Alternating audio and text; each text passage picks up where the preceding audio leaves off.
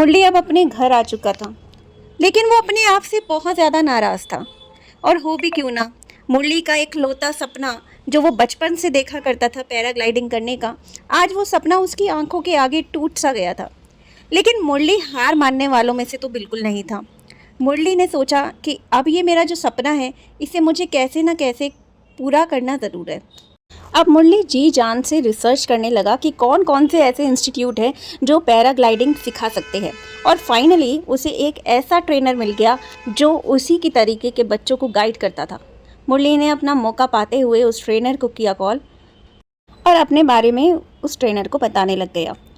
Trainer बहुत ही ज़्यादा समझदार था और वो समझता था कि मुरली का सपना क्या है और वो किन किन चीज़ों से फ़िलहाल जूझ रहा है। मुरली के ट्रेनर ने हाँ कर दी और उसे नेक्स्ट डे ही अपने ट्रेनिंग सेंटर पे बुला लिया। मुरली गया, काफ़ी सारे रिसर्च करने के बाद में फाइनली उसको अपना रिजल्ट मिला। मुरली कभी भी अपने आप को नॉर्मल लड़कों से कम नहीं समझता था और शायद यही विश्वास उसे आगे भी काम आया।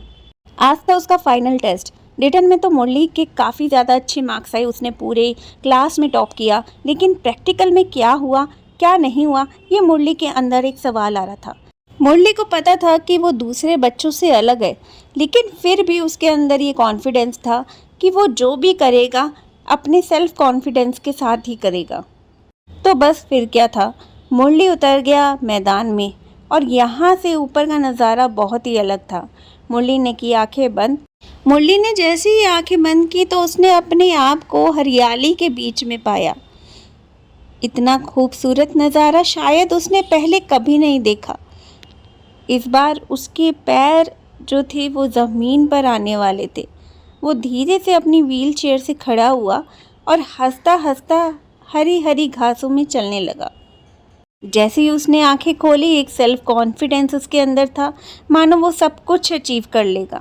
उसने ऊपर से नीचे देखा तो धरती बहुत ही ज़्यादा खूबसूरत नज़र आ रही थी।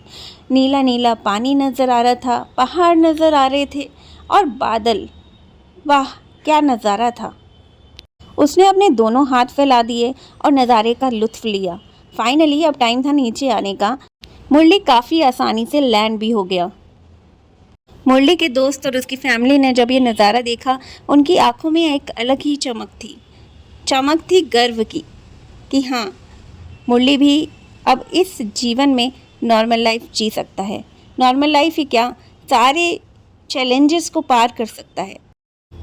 मुरली के कोच को मुरली की आंखों में आत्मविश्वास दिखता था, इसलिए आगे आने वाले जो भी टूर्नामेंट्स होते थे स्टेट लेवल पर, उसमें मुरली को ही भेजने का फैसला लिया गया। मुरली ने अपने कोच को निराश नहीं किया और वो हर एक टूर्नामेंट में फर्स्ट आया। आगे आने वाला नेशनल चैम्पियनशिप उसके लिए एक बड़ा चैलेंज रहा। मुरली ने इस चैलेंज को पॉजिटिवली लिया और भरतोड़ मेहनत की।